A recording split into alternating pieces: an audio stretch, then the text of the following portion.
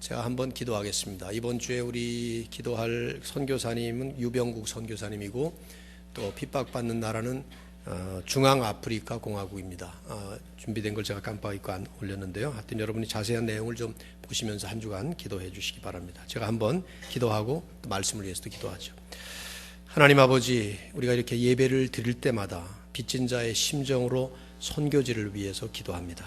유병국 선교사님 외 본부에서 통원 사역을 하고 많은 선교사님들을 훈련하는 그 사역 위에 주님이 동행하여 주시고 성령의 능력과 또 말씀의 권능으로 많은 사람들을 잘 세워서 훌륭한 선교 사역을 잘 할 수 있도록 인도해 주시기를 간절히 구합니다. 선교사님의 가정 또 외 본부 위에 주의 은혜로 함께하여 주시고 이 시간 특별히 그 중앙아프리카 공화국 심각한 핍박이 일어나고 있는 그 땅, 많은 목사님들이 살해를 당하고 또 기독교 여성들이 겁탈을 당하는 이런 험난한 곳에 주의 은혜와 긍휼이 함께 하시기를 간절히 구하오며 주님의 특별하신 보호의 손길로 그곳에 있는 소수의 그리스도인들을 보호해 주시고 그들을 통해서 하나님의 복음이 힘있게 증거될 수 있도록 주께서 역사하여 주시옵소서.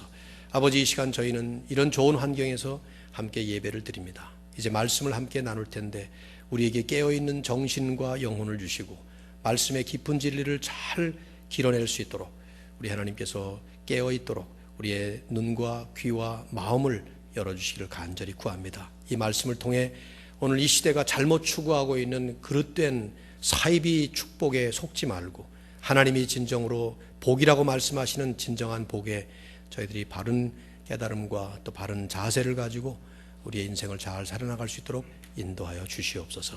예수님의 이름으로 기도드립니다. 아멘. 언어학자들이 하는 얘기 가운데 한 민족의 언어 속에는 그 언어가 형성되기까지 그 민족의 역사가 담겨져 있다라고 말들을 합니다. 우리말을 살펴보더라도 우리말의 그 표현 가운데 보면 우리 한민족의 역사가 잘 표현되는 것들이 많죠. 특별히 고난의 역사가 우리 말 속에 잘 표현되어 있습니다. 이어령 박사님께서 말씀하신 내용인데 이 고통이나 아픔을 표현하는 이 말이 우리 말처럼 다양한 언어가 없답니다. 그런 것 같아요. 여러분 한번 생각해 보십시오. 배 아프다 그러면 영어로 뭐라 그러죠? 우리 영어 잘하시는 분들 많잖아요. I have a stomach ache. 그러면 되죠. 배가 아프다 그러면. 근데 우리 말에는 종류가 많아요. 배가 아픈 것도. 제가 오래전에 아버님이 췌장암을 겪으셨고 돌아가셨는데 그때 의사에게 이제 가면 미국 의사였는데 What kind of pain? 하고 물어요. 어떤 종류의 페인이냐. 그래서 아버지 보고 어떻게 아프세요? 어떨 때는 쌀쌀 아프다 그러고. 이 영어로 뭐 어떻게 하죠? 쌀쌀 아프다. He has a 쌀쌀 stomach. 뭐 이럴 수도 없고 뭐 어떻게 표현할지. 어떨 때는 속이 쓰리다 그러죠. 쓰리다. 뒤틀린다. 느글느글하다. 이거 한번 영어로 한번 표현해 보세요. 3부 예배 때 이제 우리 이게 통역을 해야 되는데 이거 어떻게 통역할지 모르겠어요. 뭐 몸이 좀 아플 때도 뭐 body ache 그러면 될 텐데 뻐근하다, 나른하다, 노곤노곤하다, 녹작지근하다, 삭신이 쑤신다. 뭐 이 다양한 표현들 통역이 불가능하죠. 머리 아픈 것도 종류가 다양해요. 밤새 공부한 아들은 머리가 멍하게 아프지만 일을 많이 하신 아버지는 머리가 띵하게 아프고 고민이 많은 엄마는 골치가 아프지만 술 많이 마신 아빠는 뒷골이 아픕니다. 이 전부 영어로는 헤드액일 텐데 다양하게 우리말에는 이런 다양한 고통의 표현들이 고난을 많이 겪었기 때문에 그런 거 아니냐 뭐 이렇게 얘기들 하더라고요. 고통은 주로 눈물로 표현되죠. 그렇죠? 그래서 그런지 새소리를 들으면 서양 사람들은 birds are singing, 새들이 노래한다. 그런데 우리는 새들이 운다고 합니다. 기러기도 울고 까마귀도 울고 꾀꼬리도 울고 부엉이도 울고 소쩍새도 울고 다 울어요. 같은 새소리가 서양 사람들의 귀에는 노래소리, 우리에게는 슬픈 울음소리로 들려요. 뭐 새뿐입니까? 매미도 울고 귀뚜라미도 울고 개구리도 울고 심지어는 문풍지도 울고 종소리도 울고 다 우는 소리로 들리는 이유가 무엇일까? 우리의 역사가 눈물의 역사, 고난의 역사였기 때문에 그런 거 아니냐, 이런 국문학자들의 얘기들이 있어요. 일리가 있다고 생각은 하지만 그러나 공정하게 우리가 살펴보면 세상 어느 민족도 고난 없이 살아온 민족이 단 하나도 없습니다. 오히려 우리보다 훨씬 더 어려운 처지에서 훨씬 더 심한 고통을 겪으면서 살던 민족들이 많고요. 지금까지도 고통을 겪는 민족들이 아주 많습니다. 어쩌면 우리 한민족은 감수성이 예민해서 그런 언어들이 발달한 거 아닌가 하는 생각이 그냥 들죠. 제 생각에는 고통은 인생의 공통분모입니다. 어떤 인생도 고통 없이, 괴로움 없이 사는 인생은 단 하나도 없습니다. 사람들 모두가 나름대로 어려움을 겪고 고난을 겪습니다. 그래서 불교에서도 인생은 고해, 고난의 바다라는 표현을 했고, 성경 말씀도 인생의 연수가 70이요 강건하면 80이라도 그 연수의 자랑은 수고와 슬픔뿐이다. Trouble and sorrow. 그렇게 표현을 했습니다. 모두가 겪는 고난은, 모든 인생이 겪는 괴로움이에요. 오히려 우리의 이슈는 그런 고난을 어떻게 대하며 살아야 되느냐 하는 것이 우리들이 가져야 될 과제라고 생각해요. 이런 면에서 볼 때 하나님의 말씀인 성경은 우리에게 아주 역설적인 말씀을 합니다. 고난이 축복이다 하고 말씀을 하죠. 고난이 축복이다. 고난이 복이다. 물론 모든 고난이 복은 아니고, 또 고난이 무조건 축복은 아니지만 고난 가운데에는 복된 고난이라는 것이 있다는 것입니다. 성도의 고난을 말하는 것이죠. 하나님의 백성들이 하나님의 뜻대로 겪는 고난, 그것을 복된 고난, 축복이다, 그렇게 말씀을 해요. 오늘 본문에도 여러분이 보시면 이 내용 전체가 그렇습니다만 특별히 그 가운데 14절을 암송 구절로 골랐어요. 너희가 그리스도의 이름으로 치욕을 당하면 복 있는 자로다, 이렇게 말씀을 하죠. 이 말씀들뿐만 아니라 성경에 수없이 많은 말씀들이 직접 간접적으로 성도의 고난이 복이라고 말씀합니다. 세상 사람들이 이해할 수 없는 그런 개념의 축복이에요.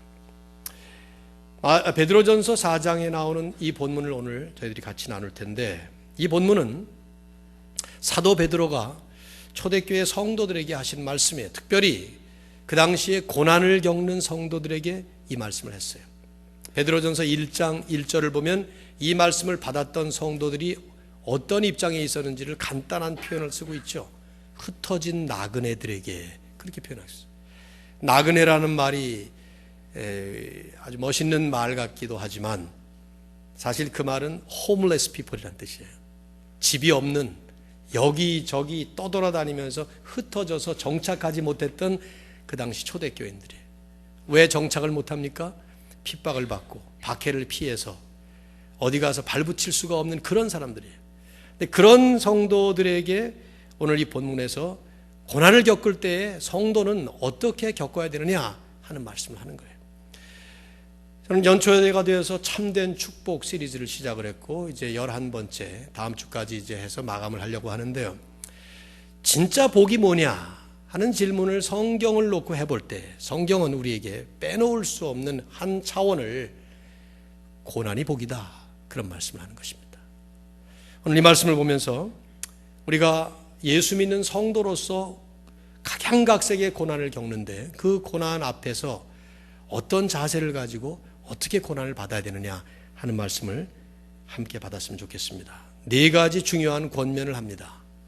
4가지를 미리 말씀드리는 이유가 있다고 그랬죠? 3가지가 끝나도 아직 설교가 끝나지 않았다는 것을 알고 계시라는 얘기를 한다고 그랬어요. 성도가 고난을 받을 때 첫째로 이상하게 여기지 마라 하는 말씀을 합니다. 이상하게 여기지 마라. 왜냐하면 모든 그리스도인들의 공통 현실이기 때문이다 말씀을 합니다. 자, 12절 말씀 같이 한번, 오늘 이 본문을 전부 다 한 번씩 다 읽을 거예요. 자, 같이 읽겠습니다. 12절 시작. 다시 다 같이 한번 읽죠. 시작. 사랑하는 자들아, 너희를 연단하려고 오는 불시험을 이상한 일 당하는 것 같이 이상히 여기지 말고. 이상한 일 당하는 것 같이 이상히 여기지 말라. 영어 성경도 보니까 Do not be surprised as though something strange were happening to you, 이렇게 표현을 썼어요. 시험이나 고난을 당할 때 마치 나에게 일어나지 말아야 될 이상한 상황이 지금 벌어지는 것처럼 그렇게 놀라거나 이상하게 여기지 말라는 거예요. 왜 그렇죠? 이게 너무 당연한 것이기 때문에 그렇다는 것입니다. 왜 고난이나 시험이 당연한 것입니까? 오늘 이 12절에 약간 암시가 되어 있어요. 계속 풀이해 나가겠지만 너희를 연단하려고 오는 불시험 이렇게 표현하고 있어요. 헬라 원어를 그대로 번역한 것입니다. 불시험, fiery ordeal, fiery testing 이런 표현을 썼는데 연단하려고 오는 그 시험이 목적이 있다는 것이죠. 연단의 목적이 있다는 거예요. 우리를 연단, 아까도 우리가 찬양을 그런 찬양 비슷한 찬양을 불렀죠. 우리를 연단하기 위해서 오는 시험. 그래서 불시험이라는 표현을 썼어요. 마치 재련소의 불 속에서 금속이 만들어지듯이 용광로의 뜨거운 불 속에서 대장간의 뜨거운 불 속에서 쇠를 달구고 또 달구고 망치로 때리고 또 때림으로써 그 속에 있는 불순물이 제거되고 무쇠가 만들어지고 강철이 만들어지는 것처럼 고난은 그런 재련소의 역할을 하기 때문입니다. 성도의 삶을 불로 달구고 망치로 두드리고 그래서 재련된 금속처럼 소중한 정금같이 나올 수 있도록 고난은 인생의 용광로예요. 고난은 보잘것없는 인생을 영광스럽고 위대한 인생으로 만들고 싶어서 하시는 하나님의 재련소라 이 말이죠. 그렇기 때문에 고난을 당할 때 이상한 일을 겪는 것처럼 이상하게 여기지 마라. 암시된 것은 오히려 기대하고 당연한 것처럼 여기고 차라리 준비하고 맞으라. 이런 말씀을 하는 거예요. 저는 이걸 굳이 우리가 신앙생활하는 성도들에게만 해당된다고 생각되지 않아요. 오히려 보편적인 진리가 아닌가 생각이 됩니다. 여러분이 우리가 존경하는 많은 위인들 공통점이 뭡니까? 살펴보십시오. 그들이 말을 안 해서 그렇지 사실은 모든 위대한 사람들이 다 고난의 시련을 통해서 그 고난이라는 소용돌이 속에서 그런 걸작품들이 탄생하는 것이죠. 잘 아는 얘기들이 얼마나 많아요. 음악의 거장이었던 베토벤도 감동과 생명력 넘치는 그런 많은 수많은 명곡들과 걸작들을 청각을 잃어버린 다음에 작곡했다지 않습니까? 사람이 어떻게 음악가가 청각을 잃어버리고 작곡을 할 수 있겠어요? 오히려 그 이후에 그런 걸작품들이 나오고 위대한 문학가였던 존 밀턴도 그 영원한 고전이라고 하는 신라권이라는 그 작품을 시력을 잃어버린 눈을 잃어버린 실명 상태에서 썼다죠. 대표적인 사람이 누굽니까?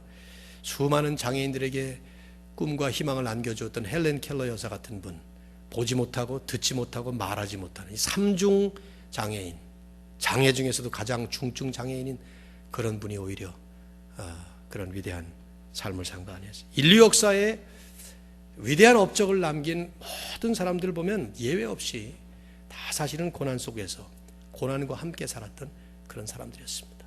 하물며 우리가 그리스도인으로 살아갈 때 고난을 어떻게 받아야 되겠어요?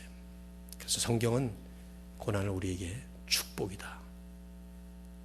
테레사 수녀의 말을 빌린다면 변장된 축복이다. 얼굴은 축복이 아닌데 실제로는 축복이라 이 말이에요. 자, 그러면 어떻게 대해야 됩니까? 두 번째로 기뻐하라. 오히려 기뻐하라. 왜냐하면 그것이 그리스도의 고난과 영광에 동참하는 셈이 되기 때문이다. 13절이 그렇게 말씀을 하고 있어요. 자, 13절 말씀 먼저 보죠. 다 같이 시작. 오히려 너희가 그리스도의 고난에 참여하는 것으로 즐거워하라. 이는 그의 영광을 나타내실 때 너희로 즐거워하고 기뻐하게 하려 함이라. 고난을 이상하게 여기지 않은 것은 물론이거니와 오히려 기뻐하라 말씀해요. 여러분 우선 오해하지 마십시오. 이 말은 고난을 즐기라는 것이 아닙니다. 고난을 어떻게 즐기겠어요? 그건 이상한 사람이죠. 그렇죠? 고난을 즐긴다는 것. 고난을 원해라는 것도 아니에요. 그걸 바라라는 것도 아닙니다. 기독교는 그런 식으로 자기 자신을 자학하면서 어떤 병적인 쾌감을 누리는 그런 식의 일그러진 종교가 아닙니다. 이 말의 뜻은 고난이 우리에게 주어질 때 단순히 그것을 억지로 수동적으로 소극적으로 만들 것이 아니라 능동적으로 아주 기꺼이 맞으라는 것이죠.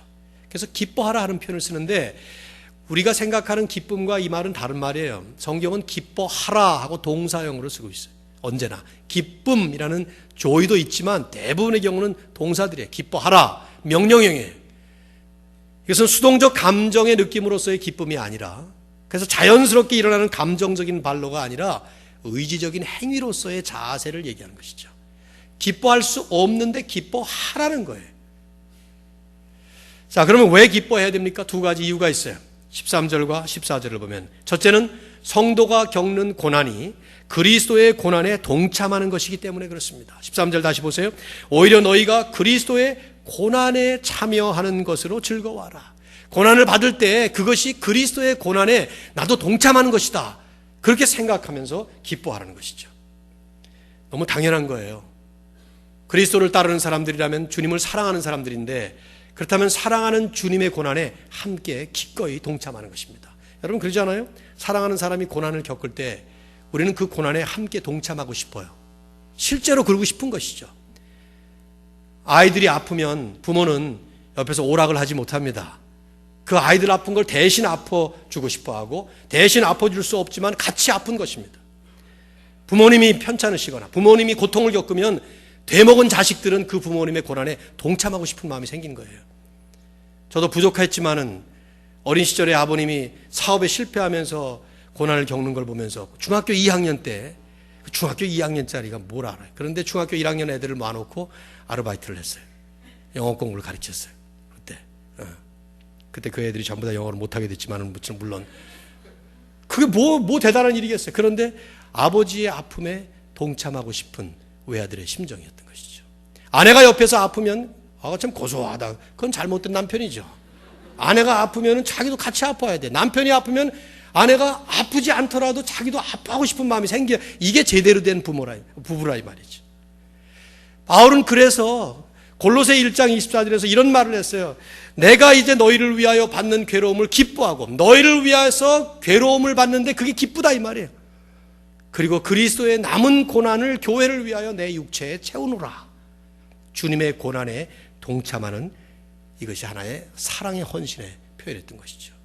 그렇기 때문에 우리가 성도로서 어떤 고난을 겪을 때 기뻐할 수 있는 것은 이 고난이 그리스도의 고난에 동참하는 것이기 때문에, 그러면 그 고난이 기쁜 것이죠. 그렇게 생각하라는 것이 아니에요. 실제로 그런 고난이 그리스도의 고난에 동참하는 것이라 이 말이죠. 주님이 나를 위해 나를 따르려거든 십자가를 지고 따르라 하는 말씀이 그런 거예요. 십자가의 핵심은 고난이기 때문이죠. 두 번째로, 고난의 과정을 겪은 후에 그리스도의 영광에도 동참할 것이기 때문에 그래요. 고난을 겪으면서 기뻐할 수 있는 것은 이 고난의 과정이 지나고 나면 주님처럼 우리도 십자가가 지나간 다음에 크로스를 거쳐서 크라운을 받으신 것처럼 우리도 역시 마찬가지로 그리스도의 영광에 동참하기 때문이라는 거죠. 베드로의 설명이에요. 13절 다시 보세요. 하반절. 이는 그의 영광을 나타내실 때 너희로 즐거워하고 기뻐하게 하려 함이라. 그니 그리스도께서 영광으로 마지막에 나타나실 때 우리들도 그 영광에 동참한다는 것이죠. 14절. 자, 같이 읽어보세요. 그래서 시작. 너희가 그리스도의 이름으로 치욕을 당하면 복 있는 자로다. 영광의 영 곧 하나님의 영이 너희 위에 계심이라. 이게 다음 주에 외울 거예요. 너희가 그리스도의 이름으로 치욕을 당한다면 복 있는 자다. 왜? 영광의 영, 하나님의 영이 너희 위에 그 고난 속에 계시기 때문이다. 고난의 과정을 겪고 나서 오히려 그 고난이 씨가 되어서 나중에는 그리스도의 영광과 같은 영광에 우리도 동참하게 된다. 제가 이제 이걸 이해하기 위해서 예화를 생각해 보니까 산모가 아기 출산할 때 생각해 보시면 좋을 것 같아요. 여기 아직 아기 안 낳아보신 분들이 뭐 대부분이지만은 낳아보신 분들, 또 여러분이 옆에서 보신 분들이 있으면은 산모를 가장 고통스럽게 했던 그 장본인인 아기가 태어나게 되면 방금까지도 고통스럽게 했던 그 아기는 정반대로 가장 귀하고 소중한 기쁨으로 바뀌는 거예요. 방금까지 나의 고통의 원인 제공자였던 바로 그 아기가 정반대로 이제는 기쁨의 근원, 기쁨의 제공자로 바뀌는 것이죠. 마찬가지로 우리가 성도로서 고난을 겪을 때 우리가 겪는 고난은 주님께서 오시는 그 마지막 그날에 고난이 영광으로 바뀌는 거예요. 사도 바울 그 말씀을 로마서에서 많이 하죠. 나중에 장차 받을 영광은, 지금 받는 고난은 장차 받을 영광과 좋게 비할 수가 없다는 거예요. 근데 그 말의 담겨져 있는 뜻은 지금 고난의 과정을 겪은 다음에 장차 그것이 영광으로 바뀔 때 그것이 얼마나 큰 축복이 되는 줄 아느냐, 그 말씀을 하는 것이죠. 지금은 축복이 아니고 그때가 축복이다, 그 뜻이 아니에요. 지금부터 그 고난이 곧 축복을 향해서 가고 있는 축복의 길이라는 것이죠. 슬픔이 기쁨으로 바뀌고 아픔이 괴로움이 즐거움으로 바뀌는, 그래서 마지막에 절망이 소망으로, 좌절이 승리로, 죽음이 생명으로, 사망이 부활로 바뀌는. 그래서 워렌 위얼스비라고 하는 설교가는 고난과 영광은 쌍둥이 같은 진리다, 이런 말을 했어요. 고난과 영광은 쌍둥이 같은 진리다. 글쎄요, 여러분이 지금 어떤 고난을 받으셨는지, 받고 있는지, 그 과정을 걸어가고 있는지 저는 잘 모릅니다. 하지만 분명히 알고 있는 것은 우리 모든 인생이 하나님이 허락하시는 고난의 과정을 갑니다. 아직 한 번도 경험 안 해봤으면 아직 덜 살아서 그래요. 조금 더 살아보십시오. 반드시 자기 나름대로 고난의 길이 있어요. 고난이 다가옵니다. 그때 그 고난이 영광을 낳게 되는 필연적인 과정이라는 것을 기억하면서 오늘 이 말씀처럼 즐거워하고 기뻐하라. 그러나 이제 인생의 고난이 모두 다 무조건 기뻐할 것은 아니에요. 그래서 세 번째 권면을 베드로는 빼놓지 않고 하고 있습니다. 그게 뭡니까? 고난을 받을 때 분별하라 말씀합니다. 그 고난의 종류와 원인을 바로 분별하라. 왜냐하면 어떤 고난은 복된 고난이 아니기 때문에. 자, 15절, 16절. 이 15절과 16절은 두 개의 다른 종류의 고난을 얘기해요. 자, 제가 15절을 먼저 읽습니다. 너희 중에 누구든지 살인이나 도둑질이나 악행이나 남의 일을 간섭하는 자로 고난을 받지 말려니와. 16절 다 같이. 만일 그리스도인으로 고난을 받으면 부끄러워하지 말고 도리어 그 이름으로 하나님께 영광을 돌리라. 15절은 복된 고난이 아니에요. 이건 잘못된 고난이에요. 너희 중에 누구든지 살인이나 도둑질이나 악행이나 남의 일을 간섭하는 자, 이 남의 일을 간섭하는 자라는 말이 좀 이해가 조금 아리송하지만, 내가 받은 나의 소명, 내 사명이 아닌, 그런데 공연히 도를 넘어서 혹은 불필요하게 다른 일들을 한다는 그런 뜻이죠. 그래서 고난을 받으면 그런 건 받으면 안 되는 것이다 말씀하는 거예요. 잘못된, 자기가 잘못을 겪는 고난이기 때문이죠. 그렇잖아요. 말씀 그대로 도둑질로 감옥에 갑니다. 그게 무슨 복된 고난입니까? 살인을 해서 남을 죽여서 사형을 당합니다. 자기가. 그 고난을 무슨 자랑스럽게 여길 수가 있어요? 그건 내 잘못이기 때문에 결코 복이 아닐 뿐만 아니라 오히려 부끄럽게 여기라는 것이죠.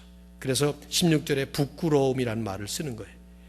우리가 감사하게 영광스럽게 즐겁게 기쁘게 받아야 될 고난은 그리스도인으로서 마땅히 받아야 되는 고난. 15절과 16절을 가만히 우리가 묵상을 해볼 때, 고난을 받을 때 우리에게 주시는 이 말씀의 권면은 분별하라 하는 권면이에요.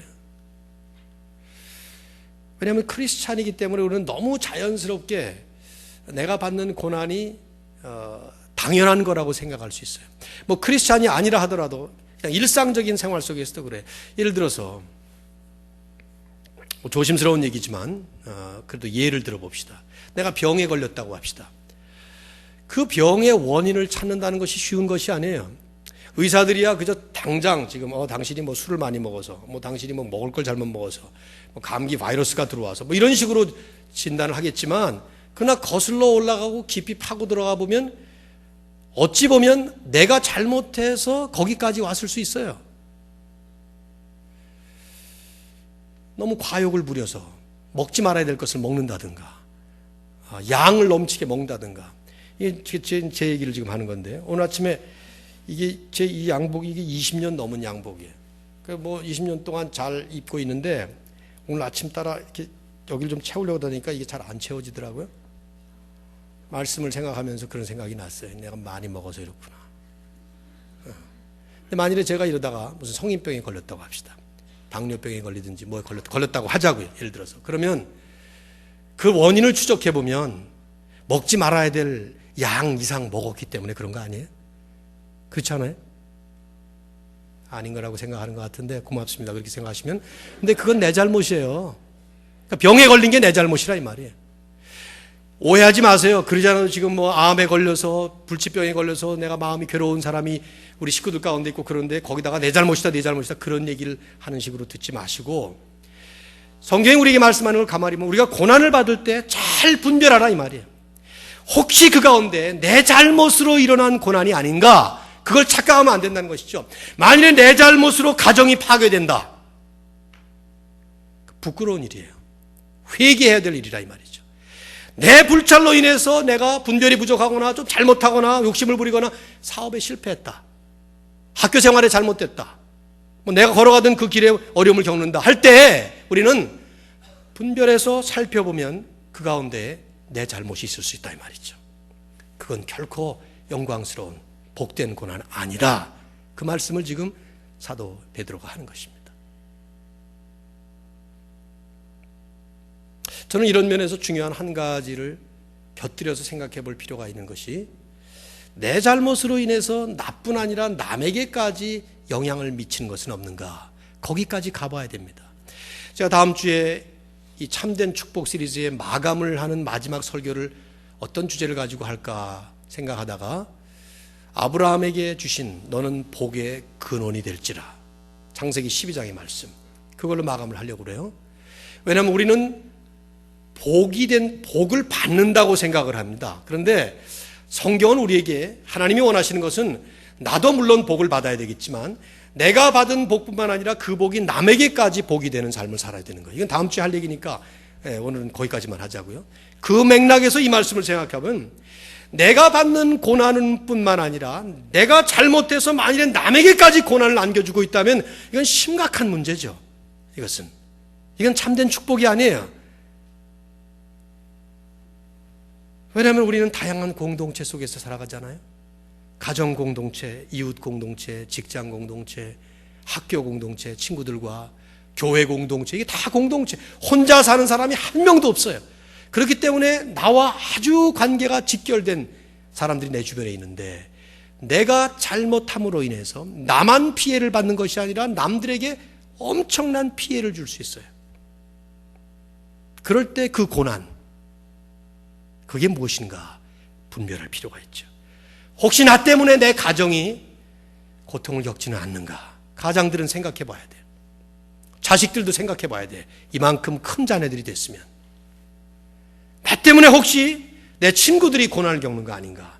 옛날에 제 친구들 가운데는 저희 때는 어려운 시절이어서 그 가운데는 좀 돈이 좀 있는 애들이 있었고 저처럼 아버님 사업에 실패하면서 용돈이 좀 궁한 그런 사람이 있었습니다. 근데 친구들 모이면은 또 주머니에 좀 돈 있고 마음이 좀 풍성한 애들이 늘 베풀어요. 언제나 그 얻어먹으면서 미안했죠. 저도 아르바이트 하다가 조금 뭐 좀 생기면 같이 빵집에 가서 먹기도 하고 그랬는데 그 가운데는 꼭 얻어먹는 놈이 있어요. 언제나 하여튼 이름까지 얘기하고 싶지는 않고요. 지금 나 이름 기억해요. 자, 생각해 보세요. 제가 지금 몇십 년이 지났습니까? 72학번이니까 제가 지금 30 몇 년이 지난 그 옛날 30년인가 40년인가 하여튼 근데 아직도 기억하고 있어. 안 아무개 하면 걔 안씨예요. 안 아무개 하면은 머릿속에 그 기생충 같은 놈. 이 생각이 드는 거예요. 지금쯤 예수 잘 믿고 목사가 되는지도 모르겠지만은 이게 그 당시만 하더라도 내 친구 공동체 안에서 남에게 부담을 주고 힘들게 만드는 거예요. 근데 그런가 하면 거기 김영태라는 아이가 있었는데 우리도 영태가 있지만은 그 김영태라는 친구, 이 친구는 잘 사는 산부인과 집 아들인데 언제나 애들에게 얼마나 잘 베푸는지 남에게 복이 되는 친구. 또 짐이 되는 친구가 있는가 하면 영태도 그렇게 살기를 바랍니다. 나 때문에 교회가 은혜가 넘치는지 나 때문에 교회가 힘들어하는지 이렇게 하면 탁 떠오르는 사람들이 있죠. 그게 잘못이에요. 지금 이 얘기는 각자 자기 자신에게 하고 있는데 떠오르면 안 됩니다. 그 사람만 나가버리면 우리 교회는 편안할 텐데 이러면 지금 그 생각을 하는 사람이 잘못한 사람이에요. 이 말씀은 나에게 하는 거예요. 지금 나는 과연 이 공동체 안에서 복이 되고 있는가 짐이 되고 있는가. 내가 과연 이 공동체에 고난을 안겨주고 있는가? 아니면 복을 안겨주고 있는가? 아버님이 살아계실 때 사업에 실패하시면서 제가 그때 아들이 전 하나인데 뭐 이런저런 뭐 아르바이트도 하고 막 그러니까 늘 저 약주 잡수시면 와가지고 나만 없으면 이 집안이 잘 될 텐데 네가 나 때문에 고생한다 이런 얘기 하셔서 제가 얼마나 울었는지 몰라요. 그렇지 않다고 아버지 그런 얘기를 했는데 당신은 그렇게 생각하신 것 같아요. 늘 사업에 실패해서 술 드시고 들어오셔가지고는 나만 없으면 잘 될 텐데 너하고 네 어머니가 신앙생활 잘하는데 나 때문에 늘 그렇게 생각하실 것 같은 잘못된 생각이셨죠. 그러나 자기 자신은 그렇게 생각해 볼 필요가 있는 거예요. 나는 혹시 나 때문에 우리 어머니 아버지는 괴로움을 겪지 않으셨는가? 나 때문에 내 아들 딸들은 괴로움을 겪지 않았는가? 나 때문에 우리 교회 공동체는 지금 어려움을 겪고 있는 것은 아닌가? 고난을 받을 때 분별하라는 것이죠. 부끄럽지 않은 고난이 될 수 있도록, 그러면서 영광스러운 고난이 될 수 있도록 이 말씀을 말씀하고 있는 거예요. 16절 만일 그리스도인으로 고난을 받으면 부끄러워하지 말고 도리어 그 이름으로 하나님께 영광을 돌리라. 영광스러운 그런 고난. 그러면서 이제 마지막에 네 번째로 하나 더 말씀을 합니다. 그것은 맡기라. 모든 결과를 하나님께 맡기라. 왜냐하면 하나님께서 결국은 뜻대로 이루실 것이기 때문이다 하는 것이죠. 자, 19절로 넘어가겠습니다. 19절 같이 읽죠. 이 말씀도 참 암송하면 좋겠다 그런 생각이 들었어요. 읽어볼까요? 시작. 그러므로 하나님의 뜻대로 고난을 받는 자들은 또한 선을 행하는 가운데 그 영혼을 미쁘신 창조주께 의탁할지어다. 결론이죠. 그러므로 하나님의 뜻대로 고난을 받는 자들, 이 하나님의 뜻대로 고난을 받는 자들이라는 말씀이 무슨 뜻입니까? 고난의 원인이 내 실수나 내 잘못이 아닌 하나님의 뜻이기 때문에 받는 고난이라는 겁니다. 사실 이 말씀의 뜻은 제가 볼 때는 이 고난의 뜻을 이해하기 어렵다는 거예요. 그러나 나는 이해하지 못하지만 하나님은 뜻이 있어서 이런 고난을 허락하셨다는 것이죠. 근데 그런 고난을 받을 때 우리는 그 원인도 결국은 하나님께 맡겨야 되지만 그 과정과 결과까지도 하나님의 뜻이니까 다 하나님께 맡기라는 거예요. 그래서 본문에서 베드로는 말합니다. 창조주께 의탁하라. 어떤 창조주? 미쁘신 창조주. 이 미쁘다 하는 표현은 옛날 말인데 신실하시다 그 뜻입니다. faithful 이런 말이에요. faithful creator. 하나님은 신실하신 하나님이시라 모든 걸 신실하게 창조하셨어요. 지금도 신실하게 다스리십니다. 그러므로 그 과정 속에 일어나는 고난까지도 하나님은 faithfully 신실하게 다스리고 계세요. 그러니 그 모든 결과까지도 하나님께 맡기고 너희는 그저 끝까지 선을 행하면서 살아라 말씀하는 것이죠. 결과까지도 하나님께 완전하게 맡겨드리는, 저는 이 점이 아마 고난을 겪는 과정에서 가장 중요하면서도 가장 어려운 그런 결론이라고 생각합니다. 왜냐하면 우리가 겪는 혹은 우리가 겪을 고난들 가운데는 많은 고난들은 이 땅에서 결코 해결받지 못할 것들이 많기 때문입니다. 아무리 기도하고 아무리 매달려도 그 고난을 해결받을 수 없는 그런 고난들이 있습니다. 여러분, 사랑하는 자식이 불의의 사고로 죽는 그런 경험을 할 때 그 부모가 겪는 고난 해결받을 수 있어요? 지금 한국에서 일어난 대형 선박 참사의 많은 희생자들, 아들, 딸들이 죽습니다. 요즘은 또 많이 낳지도 않아서 하나만 낳는 집들이 얼마나 많아요. 근데 그런 아이들이 죽었을 때 그 부모들 문제 해결될까요? 다시 또 하나 낳으면 괜찮아요? 괜찮을 것 같습니까? 저희 처가 자주 뭐 이런 얘기 했습니다만은 딸을 넷을 낳고 줄줄이 5번째를 아들 낳았어요. 옛날 사람들 그 아들 낳으려고 5번씩이나 낳지 뭐 괜히 그렇겠습니까? 5번째 낳았던 그 아들이 대학 생활 잘하고 장교 훈련 잘 받고 ROTC 받고 장교로 씩씩하게 격려하고 간 다음에 3개월 만에 불의의 병기 사고로 죽었습니다. 물론 장로, 권사, 장인 장모님이 믿음으로 열심히 사셨던 분들이니까 믿음으로 견디셨죠. 지금까지도. 그러나 그 아픔, 그 고통, 똑같아요. 여전히 몇십 년이 지났지만 지금도 그 아들 묘지에 가보질 못합니다. 아마 그 고난은 천국에 가셔서야 해소될 거라고 생각해요. 고난을 받을 때 우리가 그 고난의 문제를 해결하려고 노력하는 거 해야 되겠죠. 할 수만 있으면 해서 그 고난을 헤쳐나가야 될 거예요. 또 그 가운데는 분명하게 의로운 고난이 있어요. 예수님 때문에. 그럴 때 기뻐하고 즐거워하면서 가는 것입니다. 주님의 고난에 동참하는 것이고 주님의 영광을 바라볼 수 있으니까. 그러나 많은 고난은 이유를 알 수 없는, 왜 이런 일이 나에게 일어나는지, 왜 자식이 죽어야 되는지, 왜 사랑하는 아내가 갑자기 죽어야 되는지, 왜 사랑하는 남편이 갑자기 세상을 떠나야 되는지.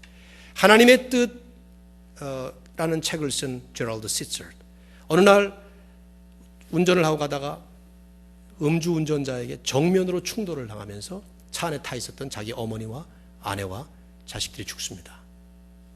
그래서 하나님의 뜻이 무엇인가를 고민하면서 그 책을 쓴 거예요. 하나님의 뜻을 알 수가 없어요. 답이 없습니다. 그럴 때 우리에게 무엇보다 필요한 것은 말씀대로 그 모든 고난의 과정조차 하나님에게 있다. 하나님의 섭니다. 그래서 결과까지도 온전히 하나님께 맡기고 우리는 우리가 해야 될 일은 선을 행하는 가운데 우리의 삶을 살아가는 이런 성숙한 믿음, 성숙한 삶이 오늘 베드로가 우리에게 결론적으로 말씀하고 있는 것입니다. 욥이 그러지 않았어요? 욥. 성경이 예화를 그래서 보여주는 거 아닙니까? 욥은 고대 사회의 타이쿤과 같은 아주 거부였습니다. 행복한 아주 참 단란한 가정을 이뤘던 사람이 10명의 자녀들이 있었고, 그런데 어느 날 하루아침에 그 자녀들 10명이 몽땅 다 몰살당해 죽습니다. 한 명만 죽어도 살기 힘든 판에 10명이 다 죽어버려요. 가졌던 많은 재산을 몽땅 하루아침에 다 잃어버립니다. 자기 잘못이 아니에요. 원인을 알 수 없습니다. 이해를 할 수가 없어요. 그리고 끝날 것까지 아는 그런 계속되는 과정 속에 욥이 보여준 모습, 뭐라 그러죠? 내가 모태에서 알몸으로 나왔고 다시 알몸으로 돌아갈 것이다. 주신 자도 여호와시며 또 취하시는 자도 여호와시니 오직 여호와의 이름이 찬송을 받을지로다. 그러면서 욥기 1장 21절과 22절을 보면 이 모든 일에 욥이 범죄치 아니하였다. 이런 말씀은 설교로 할 말씀은 사실 아니에요. 그냥 우리가 말씀 보고 묵상하는 그림 하나만 그리면 됩니다. 왜냐하면 설교는 이론이 되기 쉽기 때문에 그렇습니다. 그러나 주님께서 이런 말씀하실 때 이론으로 하신 것이 아닌 것은 예수님께서 직접 고난의 베스트 모델이 되셨기 때문입니다. 하나님은 이런 말씀들을 자기는 편안한 의자에 앉아서 소파에 두루누워서 팔짱 끼고 말씀하신 것이 아니라, 강의하신 것이 아니라 직접 당신께서 고난을 받기 위해서 내려오셨어요. 외아들을 이 땅에 보내셨습니다. 그러시면서 고난을 직접 받으신 것이죠. 예수님의 생애를 보면 이 땅에 오실 때부터 떠나실 때까지가 고난이에요. 여러분, 예수님이 단 한 번 호강하신 적 있습니까?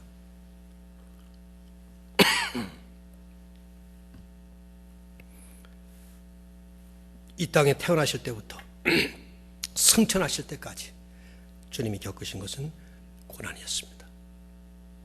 그러면서 우리를 향해서 너희들도 자기 십자가를 지고 따라할 것이니라. 우리가 얼른 생각하면 고난은 이를 악물고 두 주먹을 불끈 쥐고 인상을 쓰면서 억지로 참아야 되는 것 같은 그런 생각이 들지만 성경은 명백하게 우리들에게 아니다. 고난은 축복이다. 끊임없이 그 말씀하세요. 전형적인 말씀 하나, 팔복. 심령이 가난한 자는 복이 있나니 애통하는 자는 복이 있나니 쭉 말씀하시다가 마지막 8번째 절정에 무슨 말씀하셨어요? 의를 위하여 핍박을 받은 자는 복이 있나니 천국이 너희의 것입니다. 나를 인하여 너희를 욕하고 핍박하고 거짓으로 너희를 거슬려 악한 말을 할 때에는 기뻐하고 즐거워하라. 하늘에서 너희의 상이 큼이라. 오히려 고난이, 핍박이, 괴로움이 축복이라는 말씀하죠. 바울도 그리스도 예수 안에서 경건하게 살고자 하는 자는 핍박을 받으리라. 디모데후서 3장 12절에. 야고보 1장 2절에서 형제들아 여러 가지 시험을 만나거든 온전히 기쁘게 여기라. 그러면서 설명하죠. 그 이유는 그걸 통해서 우리를 온전하고 구비하여 부족함 없게 하나님이 완성시키기 위한 그런 길이기 때문이다. 여러분, 고난은 변장된 축복입니다. 얼굴은 축복이 아니에요. 그러나 실제로 축복이에요. 그 고난 때문에 우리가 온전하게 되고 그 고난을 통해서만 우리는 예수 그리스도의 형상을 닮아가는 온전한 사람으로 바뀌기 때문입니다. 마치 진주가 만들어지는 것처럼. 진주의 형성 과정을 아시죠? 진주 조개의 껍질이 열어질 때 이물질인 모래 알맹이가 그 안으로 들어갑니다. 그러면 부드럽고 연한 그 조개살에 모래 조각에 쓸려서 상처를 입게 되죠. 그러면 조개는 그 상처를 치유하기 위해서 몸에서 진액을 내요. 그래서 그 진액이 상처를 아물게 하면서 이물질이 점점 진액에 감싸이게 되고 결국 남은 결정체가 그게 진주예요. 상처 입은 조개만 진주를 만들어내는 것처럼 고난의 과정을 겪는 성도의 삶에만 예수 그리스도의 형상이 만들어지고 그리스도의 영광이 나타나게 되어 있습니다. 그건 필연적인 일이에요. 그러니 고난 없는 인생이 복이 아니라 고난 받는 삶이 복입니다. 세인들은 고난이 얼마나 없느냐가 행복의 척도이지만 오늘 그리스도인들은 고난이 얼마나 많으냐가 영광의 척도가 된다 이 말이죠. 많이 고난을 받을 생각을 해야 합니다. 영광스럽고 자랑스럽고 의로운 주님을 위한 고난, 그리고 하나님의 뜻에 의해서 받는 그런 고난, 내 잘못이 아닌.